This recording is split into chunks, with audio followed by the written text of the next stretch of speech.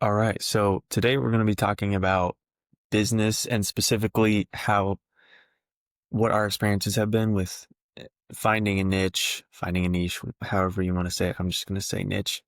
And then staying flexible with who your customers are and potentially finding your ideal customer profile. So, uh, if you have anything to start off, Josh, go ahead. If not, I can. In theory, it's a great idea. In practice, I don't know. Yeah, I will say it's really hard to balance between okay, specifically for me, um, starting an AI company, helping small businesses, it's very easy for me to just stay general and say like, yeah, I'm helping small businesses, but like, what does that mean? There's Mm-hmm. literally tens, if not hundreds of millions of small businesses in the US alone. And so being kind of general doesn't really help me show people what my actual value proposition is, and it doesn't help me target my messaging. And so that makes marketing a lot harder. But finding a niche, finding a niche is also very hard. So there's like a trade-off there. And one thing that I've been struggling with is I really want to help financial advisors, but there's a compliance challenge there, which I think I've talked about a little bit before, where you have to introduce new tools in order to use AI because not all the tools that they already have use AI, but it takes forever to get those tools to be approved. And just the idea of AI makes people hesitant already, especially in the financial sector where there's a lot of sensitive data. And so first I have to convince the advisor that it's worth it. Then I have to get the tools approved and then I have to do the implementation. So those are like two pre-steps before I even do any of the implementation, which makes the financial advisor niche kind of hard to get into. I definitely, I know of one company who's doing it well. I have no idea if they're doing it well, but I do know that they're trying to do it and it seems to be working from what I can see. Maybe they're just like faking everything because I haven't seen one of their clients in person. Like I don't Doing see, it well, meaning they're adding AI tools to their financial advising. um, no, meaning like, an AI agency is helping financial advisors with automation. Oh, okay. So, I mean, they're sending out newsletters. Uh, I mean, they don't have any clients listed on their website necessarily, but not many people actually do that. So it's not an indicator that they're faking stuff or that it's not going well, but they definitely seem to be, trying it and doing pretty well, I guess. So I don't know. But yeah, I just find that trying to niche down has been the hardest part for me, and trying to target some of my messaging has been the hardest part because I want to go for advisors. That's really hard. Should I go for another industry? I don't know. And I'm wrestling with that a lot. In your experience, would you say that most advisors are under the umbrella of a larger advising group? And does that add another layer of what you can and cannot do beyond legal limitations, just like what the franchisor has recommended? Or are there lots of individual financial advisors to kind of target? There's definitely plenty of individuals that I can target, but I would say that most advisors are under like Edward Jones, Northwestern Mutual, like all of Charles Schwab, all of those. And that does add a major layer of challenge because one, those companies already have billions of dollars to invest in AI. So whether they're doing it well or not is, you can argue either way. But most advisors are like, oh yeah, my company's already building some AI, even if it's not good at all. And so then they're Yeah, like, you even know if what? it's I need into to it do AI. exactly. Um, and then the other piece is their compliance is like corporate. Like you have to go through corporate in Yeah. order to get past compliance and have everything approved, which takes like 5 times as long as a mini RIA who's just the advisor is literally the compliance manager because he's the only guy working there. So yeah, because originally I was thinking, well, if I could get someone from Edward Jones, which by the way, I talked to, um, I think I mentioned this last time, but I was doing stuff with my Simple IRA from when I was working, and the advisor that I talked to, she was like, "Hey, I might need to actually talk to you about some of the AI stuff. Not in a I want to be a client type of way, but just getting thoughts on the industry from a financial perspective and an AI perspective." But anyways, I digress. So yeah, I was originally thinking like maybe I could get an Edward Jones person and then just go to a bunch more Edward Jones, Mm-hmm. but I don't know if that's even realistic at this point. I'd probably have to be some 100 million or billion-dollar company that knows the head of Edward Jones and it's like, hey, I have this, I've done this a million times, I have 30 years of experience, and then they would actually give me the time of day. So Getting your first Edward Jones client would be the hardest one. literally, and then getting the After second that, one would be the it'll be easiest client easier. I've ever gotten. Yeah. Right. Yes. Uh, I was thinking about like you're kind of starting out and you just need a client base right now. And then you could niche down, whatever you call it. There was a guy that I listened to that you've seen some videos of that runs an accounting firm or ran accounting firms. And that's kind of the transition that he talks about is starting with a pool. And then once you have a pool of customers, you can survive on that. You've got income, then trying to find your niche. So Would right now, he? I feel like you're kind of in the mode of Yeah. you need to get a customer base first and then niche down. Would he suggest as soon as you hit that baseline of, okay, I can now survive indefinitely off of this pool of customers, after niching down and then getting a couple of customers from that niche, like letting go of some of the other general customers that I would assume Mm-hmm. would be harder to serve because they're not the same structurally as your niche. Yeah. Yes. And his recommendation is you, of course, once you find a good pool of people and they're taking up most of your time and you're making plenty of money, you're going to start increasing your margin so that you have more free time for learning and increasing your skills and the business's skill. So you can work on the business more because you don't want to have every single hour of your time taken up by client work as the owner because you're going to be the captain of the ship. And as you do that, some people are going to self-select to leave. What if In it's the people in addition, your niche? uh, huh? What if it's the people in your niche who self-select to leave? Well, Then you're pricing it wrong or then something. you're in trouble. um, but his thing is, uh, you see, the problem is he's in accounting. So his whole thing is like somebody that is small potatoes for you now is perfect for somebody who's just starting. So you get started, you're basically not particular. You're taking whoever wants bookkeeping or AI work or whatever. And then as you grow and your book of business grows, you can shed off some of those smaller clients to someone else for whom it is more appropriate. However, in your case, there may not be an alternative to shed clients off to. But he talks about, yeah, like making a website, niching down to I am the bookkeeper for X, whatever X is.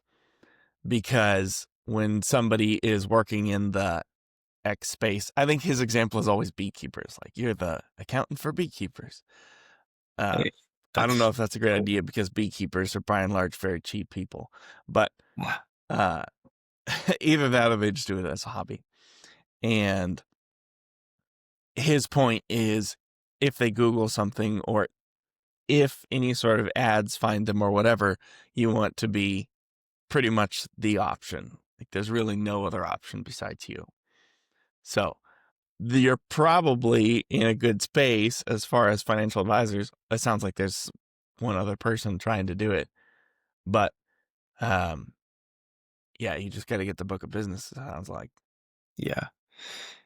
I think that short term, the serve everyone can work until you start finding your niche specifically, and then serve everyone is going to kill your business because you're not going to have enough time for everyone in every industry unless you specifically create departments for this industry and this industry and this industry, and then Mm-hmm. like focused on building that.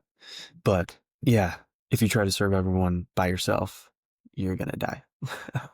Yeah, It's just as, we at where I work, it's interesting how it's just kind of happened naturally.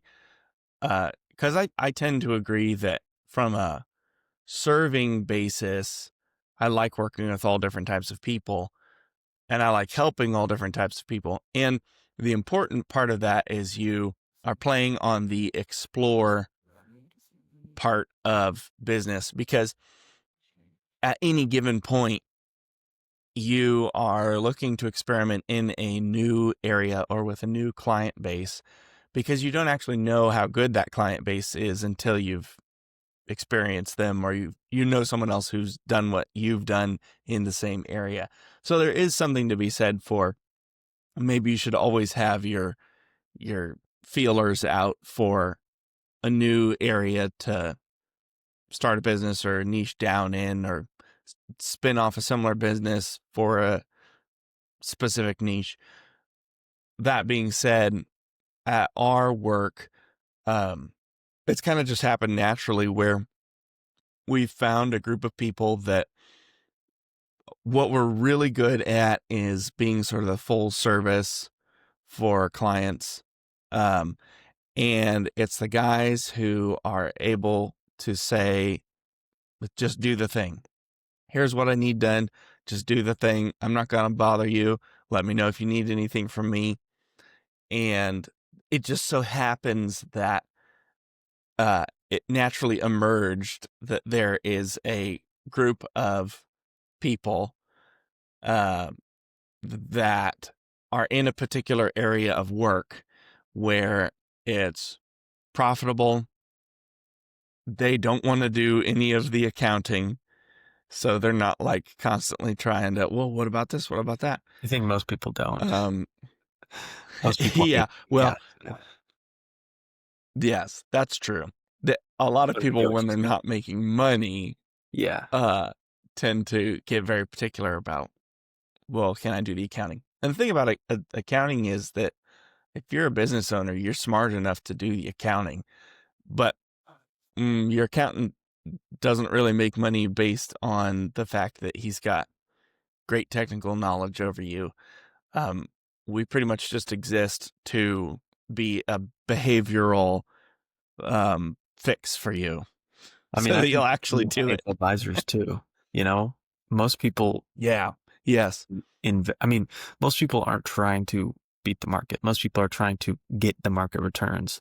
Therefore, I mean, for a long time, indexing, you could have done it yourself, but the advisor was there to keep you from selling at the wrong time and just Mm-hmm. continue to hold. And so yeah, I would agree with that for sure. Yeah. Keeping you to not sell at the wrong time, but also just for people in my life, I've recommended to them just call an advisor, because it's easier to call an advisor and have them be your motivation to actually get things opened and put on deposit every paycheck than it is to do it yourself. So if I think it's somebody that is not interested in investing at all and they just need somebody to hold their hand through it, I'll send them to an advisor. Yeah. I know this isn't quite about niching down, but I was talking to one of my friends yesterday and he asked if he should talk to a financial advisor. He recently got married. And I was like, to be honest, he's doing some other stuff with like insurance. So I think talking to a financial advisor would be worth it for him because it forces you, and because he's married, it forces him and his wife to like have money conversations. It forces them to get started, like you just said, and it forces them to lay everything out on the table because the financial Mm-hmm. advisor is going to ask for all their stuff. And so then it's easier to have conversations around money when you're being totally honest and transparent.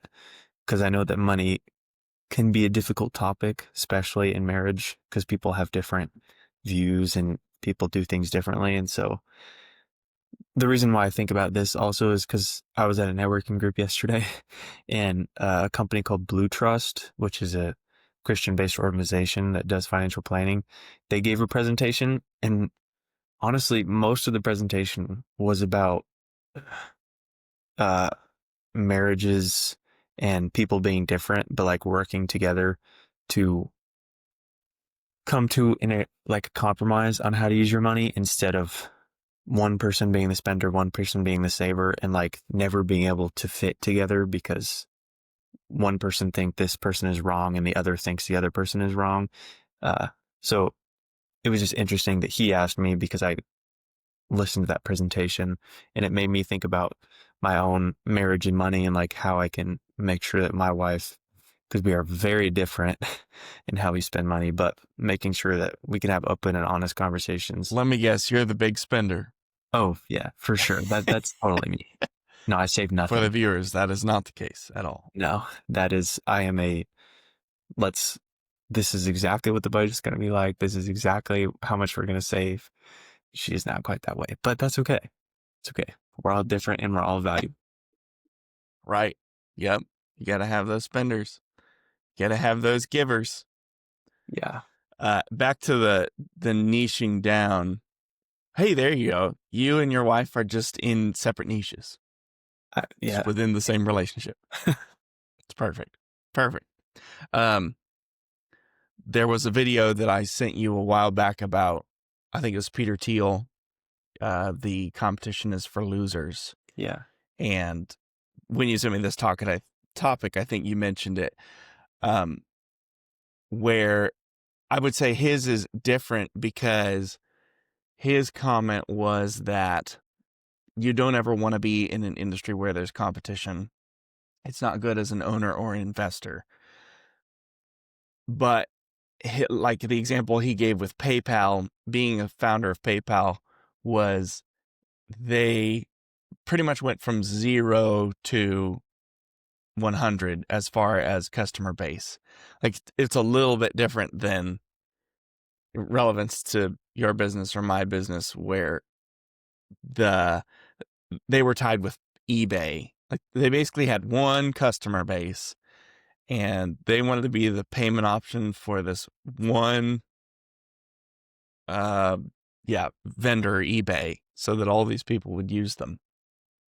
So it was a little bit different, but um he said that's how you be highly profitable. Like you just gotta specifically niche down on a customer base and make sure that whatever industry you're in has a high margin, because you can make a lot of money and have a low margin and stress yourself to death.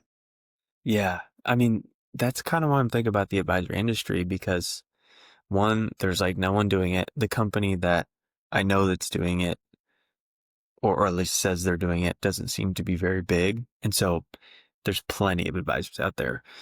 Two, they make a lot of money, so they're willing to spend on tech. Like there's some, I think it's Orion. It's like a financial software. It's like it can be up to like $8,000 a month, which is just insane. And it's for like huge companies, but there's also tons of advisors making tons of money. So they're willing to pay, they need it. There's not very many people in the industry. So really the only challenge is compliance, which is a big challenge, obviously, and might be part of the reason why there's not very many people in the industry. But I do think that if I can get one client, I think it will be a lot easier to get more because once I've passed the hurdle of the initial client, then I'm like, hey, just did it for them. Compliance was okay with it. It worked. You could do the same thing. And if I can show them some ROI, like, hey, this saved them, $500 a month. I mean, in my opinion, that's worth it. If you pay $250 a month for something that saves you $500 a month, that's ROI right there. It's literally 50%. And financial advisors should know that that's a lot more than the market. So, Yeah, I wonder what the standard advisor fee is as a percentage of, I guess, a percentage of the wealth you manage. It's got for to actually be pretty small, but it's like 1%. like, is it Usual 1%? AUM is 1 to 1.5% is normal. Although as advisors go on, they increase it, obviously. But Yeah. the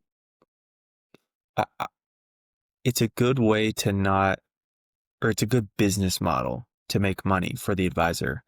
But I would say that it doesn't quite, it can hinder a little bit in terms of your Mm-hmm. assets growing, but it's how, it's how the industry works.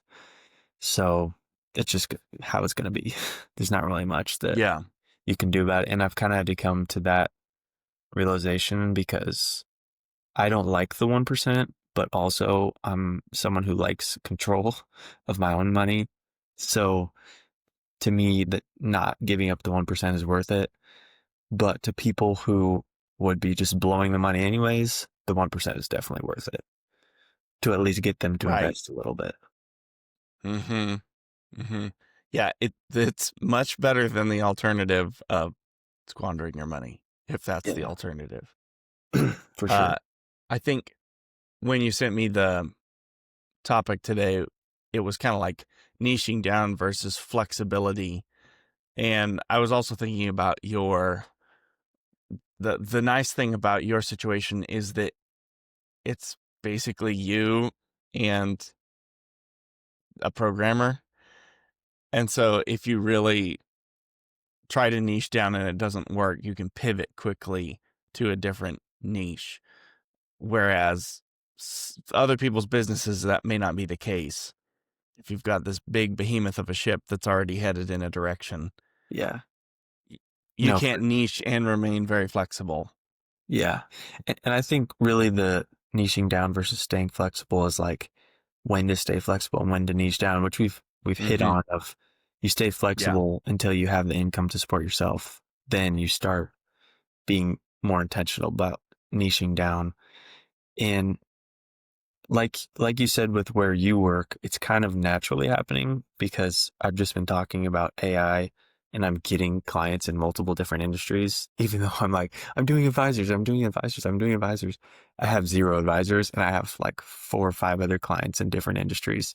So I guess it's just naturally happening. And I think that as soon as I hit the baseline of income that I need, I can hit that advisor niche even harder and then pivot really quickly, like you said. So can you Yeah. can you tell me a little bit about what the boss at the company you work with thinks about niching down, and have you had any of those conversations with him? Because I know that I actually Uh, earlier, and I wonder if he's changed his mind at all or what. I yes, I have had conversations with him about it, and I share his sentiment on some of the people in the niching down space. Like, I get where they're coming from, um, but like the way they word stuff and the margins they talk about, it leaves a bad taste in my mouth. Because I am very much of the opinion of like, well, I also want to feel like the value that I'm creating for the customer is worth the margin that I'm charging them. And one thing that I do like about my boss is that he charges what I consider to be a lower than market rate. Um, it when your customers are telling you you should charge more, I think that's a good space to be in. Doesn't mean you should be charging way under. Um, Do you think he should Now be there are some charging more? things that um I don't define should. As in business wise, would it make more sense for him to be charging more? without being on, Um, obviously. I don't know. Um, I don't know that we have any clients for whom significantly increasing the margin would bring them an equivalent amount of value. That there is certainly like the market has changed so much in the last 5 years that we pretty much do have to change our margins every year or so just to keep up, just to be competitive, to keep good employees and things. But we've got pretty good margins now, um, and with technology, hopefully those will increase a little bit. But I don't know. Should is a hard is a hard thing to gauge. I Yeah. do always err. I'm a little conservative, and of course he's a accountant, so he's very conservative as far as like we really want to make sure providing great value for price to the customer, and so maybe a little overcautious on not increasing margins. The downside of that is if you don't increase is you end up being low cash flow and having trouble paying the overhead or paying for work your employees need to do. One of the guys recommended that I heard that was a CPA, I think, that we were talking to, that their recommendation is that their employees have 10 to 20% of their time free. And that way you can absorb any. If you've got 10 to 20% free when you go into January and life is crazy, then that eats up that time margin. But they're constantly trying to keep their employees a little underworked since there's so much ebb and flow in the accountant space as far as workload. Anyway, um, so talking to the owner, his perspective has been we just want to help clients, which has gotten us a good customer base. Um, the problem with accounting is it's so accountant heavy still, as much as I would like AI to assist, that you kind of have to hire pretty closely tied to how big your customer base is. So then if you run out of things to do, you got to get a larger customer base, et cetera, et cetera. If you're charging higher margins, that's not as much of a problem. But it's interesting to see him talk about maybe in the last year, oh, this is a group of clients who are all kind of doing a similar thing and are really good to work with. They really value what we do, and we are able to come alongside them and get a lot done for them. And there's margin, like that when your client is hurting for money and you're like, but I still need to do your tax return. Nobody likes that feeling. They Yeah. don't want to pay for it, and you're like trying to race through it as fast as humanly possible because you don't want to charge them a boatload of money. Yeah. Um, No, that makes sense. I think I know kind but of yeah, what he is. industry that is. Yeah, he's been historically not wanting to niche down, but now I think it's happening naturally because that's where the clients are that are fun to work with. Yeah. What would you say is the biggest takeaway from this episode for viewers? You want to keep your best clients and get rid of your worst ones. Yeah, no, that's good. I mean, like the ABC clients type of thing that, well, Mm-hmm. I don't know. Is he an ex-accountant? I'm not sure. He helps accountants, I guess, but he always talks about ABC clients. So, um, Yeah. yeah, no, that's good. I would say we talked about this a lot, but be flexible at first and niche down later. Make sure that you have enough income to not die as a company, because that would be bad if you're trying to niche so hard that you just died as a company and didn't even make it. So stay flexible and then niche down. But yeah, you got anything else? That's it. Cool. Like and subscribe on YouTube, and give us a rating or a comment. Give us 5-star rating or comment on Spotify. So, and make sure to send us an email at jc.unscripted@gmail.com, or comment some topics that you want us to talk about, because we'd love to hear from you guys. So that's the podcast.